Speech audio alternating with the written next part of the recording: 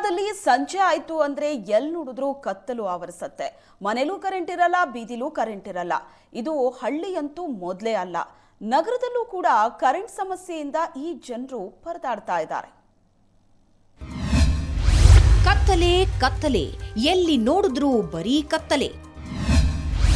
ಮನೆಯಲ್ಲೂ ಕರೆಂಟ್ ಇಲ್ಲ, ಬೀದಿಲೂ ಇಲ್ಲ. 3 ವರ್ಷಗಳಾದ್ರೂ ಬಗೆಹರಿಯುತ್ತಿಲ್ಲ ಸಮಸ್ಯೆ.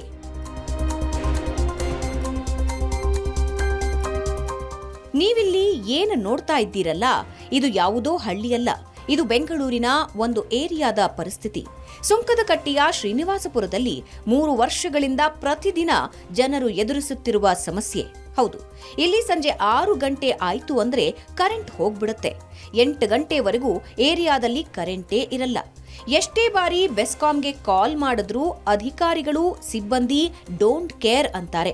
ಕರೆಂಟ್ ಇಲ್ಲದೆ ಇಲ್ಲಿನ ನಿವಾಸಿಗಳು ಪರದಾಡ್ತಾ ಇದ್ದಾರೆ. ಗೃಹಿಣಿಯರಿಗೆ ಅಡುಗೆ ಮಾಡುವುದಕ್ಕೂ ತೊಂದರೆ.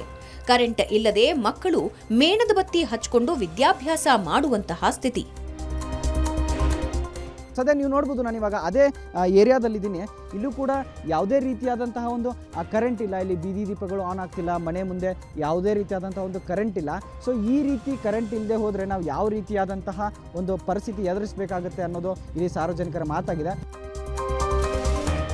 ಈ ಏರಿಯಾದಲ್ಲಿ ಹೀಗೆ ಆಗ್ತಾ ಇದೆ ಅಂತ ಸ್ಥಳೀಯರು ಬೆಸ್ಕಾಂ ಕಸ್ಟಮರ್ ಕೇರ್ ಹಾಗೂ ಸಂಬಂಧಪಟ್ಟ ಅಧಿಕಾರಿಗಳಿಗೆ ಕಾಲ್ ಮಾಡಿದ್ರೆ ಯಾರೂ ಕೂಡ ಇವರ ಸಹಾಯಕ್ಕೆ ಬರೋದಿಲ್ಲ. ಹಳೇದೆಲ್ಲ ಹೇಳಬೇಡಿ, ಇವತ್ತಿನದ್ದು ಮಾತ್ರ ಹೇಳಿ ಅಂತ ಕಸ್ಟಮರ್ ಕೇರ್ ಅವರು ಹಾರಿಕೆ ಉತ್ತರ ಕೊಡ್ತಾರೆ. ಕರೆಂಟ್ ಇಲ್ಲದೆ ನಾವು ತುಂಬಾ ಕಷ್ಟ ಅನುಭವಿಸ್ತಾ ಇದ್ದೀವಿ. ಅಡುಗೆ ಮಾಡಲು ಆಗದೆ ಹೋಟೆಲ್ನಿಂದ ಪಾರ್ಸೆಲ್ ತರ್ತಿದ್ದೀವಿ ಅಂತ ಸ್ಥಳೀಯರು ಬೆಸ್ಕಾಂ ವಿರುದ್ಧ ಕಿಡಿಕಾರಿದ್ದಾರೆ. ಅಡುಗೆ ಮಾಡೋದಕ್ಕೆ ಇವಾಗ ಹೋಟ್ಲಿಗೆ ಹೋಗಿದ್ದೀವಿ ನಾವು ಅಲ್ವಾ. ಕರೆಂಟ್ ಇದ್ರೆ ತಾನೇ ನಾವು ಅಡುಗೆ ಮಾಡೋದು. ಹೆಂಗಾಯ್ತದಪ್ಪ, ಕಣ್ಣನ್ನು ಚೆನ್ನಾಗಿದ್ರೆ ಅಯ್ಯೋ ಎಷ್ಟೊತ್ತಿಗೆ ಮಾಡ್ಕೊಂಡು ತಿನ್ಬೋಣ ಅಂತ ಹೇಳ್ಬೋದು ನಾವು. ಈಗ ಕಣ್ಣಿಲ್ದವ್ರನ್ನ ನಾವು ಕಳ್ಕೊಂಡು ಹಿಂಗೆ ಹಿಡ್ಕೊಂಡು ಹೋಗಿ ಹಿಡ್ಕೊಬಂದು ಕರೆಂಟ್ ಕಾಯತಕ್ಕ ನಾವಿರ್ಬೇಕಾ? ಬೆಸ್ಕಾಂ ಅಧಿಕಾರಿಗಳಿಗೆ ಹಾಗೂ ಕಸ್ಟಮರ್ ಕೇರ್ಗೆ ಕಾಲ್ ಮಾಡಿದ್ರೆ ಯಾವ ರೀತಿ ಉತ್ತರ ಇರುತ್ತೆ ಅನ್ನೋದು ನಿಮಗೆ ತೋರಿಸ್ತೀವಿ ನೋಡಿ. Your call is important to us. Please wait while one of our customer support executive will answer you shortly. ನೋಡಿ, ಇಲ್ಲಿ ಗಮನಿಸ್ತಾ ಹೋಗ್ಬೋದು, 1 ನಿಮಿಷ ಆದರೂ ಕೂಡ ಅವರು ಕಸ್ಟಮರ್ ನಾವು ಕೇರ್ಗೆ ಫೋನ್ ಮಾಡಿದ್ರು ಕೂಡ ಕನೆಕ್ಟ್ ಮಾಡ್ತಾ ಇಲ್ಲ. ಮೇಡಮ್, ನಾವು ಇವಾಗ ಸುಂಕದಕಟ್ಟೆ ಶ್ರೀನಿವಾಸ ನಗರದಿಂದ ಮಾತಾಡ್ತಾ ಇದ್ದೀವಿ, 8th ಮೇನಿಂದ. ಮೇಡಮ್, ಇಲ್ಲಿ ಕರೆಂಟ್ ಇಲ್ಲ ಮೇಡಮ್. ಎಷ್ಟೊತ್ತಾಗಿದೆ ಪವರ್ ಹೋಗಿ? 6:30ಯಿಂದ ಹಿಡಿದು 8 ಗಂಟೆವರೆಗೂ ಕರೆಂಟ್ ಹೋಗುತ್ತೆ. ಎಷ್ಟು 3 ವರ್ಷದಿಂದ ತಗೊಂಡಿದ್ದಾರೆ ಮೇಡಮ್? ನಮ್ಗೆ ಇವತ್ತು ಅಪ್ಡೇಟ್ ಮಾಡಿದ್ದಾರೆ. ಅಲ್ಲ, 3 ವರ್ಷದಿಂದ ಇಲ್ಲಿ ಕರೆಂಟ್ ಹೋಗುತ್ತೆ ಮೇಡಮ್. ಇಲ್ಲಿ ನಾವು ಇವಾಗ ನೀವು ಕಂಪ್ಲೇಂಟ್ ಮಾಡಿಲ್ವಾ ಸರ್? ಮೇಡಮ್, 3 ವರ್ಷದಿಂದ ಪ್ರತಿ ಸಲ ಕಂಪ್ಲೇಂಟ್ ಮಾಡ್ತಾ ಇದೀವಿ, ಬರ್ತಾ ಇಲ್ಲ ಕರೆಂಟ್. ಏನು ಮಾಡೋದು ಮೇಡಮ್? ಅದನ್ನ ಡಿವಿಷನ್ಗೆ ಹೋಗಿ ಮಾತಾಡಿ ಸರ್. ನಾವೇನು ಹೇಳ್ತೇವೆ, 3 ವರ್ಷದಿಂದ ಇದೇ ಥರ ಸಮಸ್ಯೆ ಅನುಭವಿಸ್ತಾ ಇದೀವಿ ನಾವು. ಅದನ್ನೇ ಸರ್ ಹೇಳ್ತಿರೋದು, ಆ ಥರ ಇಶ್ಯೂ ನಿಮ್ಗೆ ಆಗ್ತಿದೆ 3 ವರ್ಷದಿಂದ ಅಂತಂದ್ರೆ ಡಿವಿಷನ್ಗೆ ಹೋಗಿ ಅಲ್ಲಿ AEE ಮೇಡಮ್, ಡಿವಿಷನ್ಗೆ ಹೋಗಿ AEE ಎಲ್ರಿಗೂ ಭೇಟಿ ಆಗಿದ್ದೀವಿ, MLA ಅವ್ರಿಗೆ ಭೇಟಿ ಆಗಿದ್ದೀವಿ, ಆದರೂ ಕೂಡ ಬರ್ತಾ ಇಲ್ಲ. ಅಪ್ಡೇಟ್ ಕೊಟ್ಟಿದ್ದಾರೆ KPTCL ಕಡೆಯಿಂದ. ಲೋಡ್ ರಿಸ್ಟ್ರಿಕ್ಷನ್ ವರ್ಕ್ ನಡೀತಿದೆ, ಓವರ್ಲೋಡ್ ಆಗಿದೆ ಅಂತ.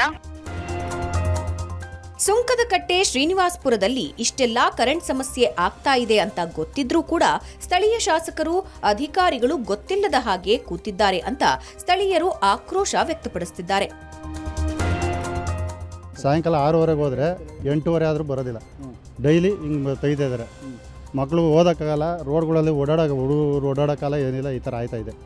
ಇದಕ್ಕೆ ನಾವು ಕಂಪ್ಲೇಂಟ್ ಮಾಡಿದ್ರೆ ಲೋಡ್ ಶೆಡ್ಡಿಂಗ್ ಅಂತ ಹೇಳ್ತಾ ಇದ್ದಾರೆ. ಇದಕ್ಕೆ ಏನು ಮಾಡಬೇಕು ಹೇಳಿ? ಲೋಡ್ ಶೆಡ್ಡಿಂಗ್ ಅಂತ ಹೇಳ್ತಿದ್ದಾರೆ. ನಾವು KVಗೆ ಫೋನ್ ಮಾಡಿದ್ರೆ ಅವ್ರು ಆ ಥರ ಹೇಳ್ತಾ ಇದ್ದಾರೆ. ಯಾರೂ ಇದು ಮಾಡ್ತಾ ಇಲ್ಲ, ರೆಸ್ಪಾನ್ಸ್ ಮಾಡ್ತಾ ಇಲ್ಲ. ನೋಡಿದ್ರಲ್ಲ ಬೆಂಗಳೂರಿನ ಈ ಏರಿಯಾದ ಅವಸ್ಥೆ. ಎಷ್ಟೇ ಬಾರಿ ಈ ಏರಿಯಾದ ಜನರು ಬೆಸ್ಕಾಂ ಗಮನಕ್ಕೆ ತಂದ್ರೂ ಯೂಸ್ ಆಗ್ತಿಲ್ಲ. ಇನ್ನಾದ್ರೂ ಅಧಿಕಾರಿಗಳು ಎಚ್ಚೆತ್ತು ಆ ಏರಿಯಾಗೆ ಕರೆಂಟ್ ವ್ಯವಸ್ಥೆ ಆಗಲಿ ಅನ್ನೋದೇ ನಮ್ಮ ಆಶಯ. ನಟರಾಜ್, ಮೆಟ್ರೋ ಬ್ಯೂರೋ, ಏಷ್ಯಾನೆಟ್ ಸುವರ್ಣ ನ್ಯೂಸ್, ಬೆಂಗಳೂರು.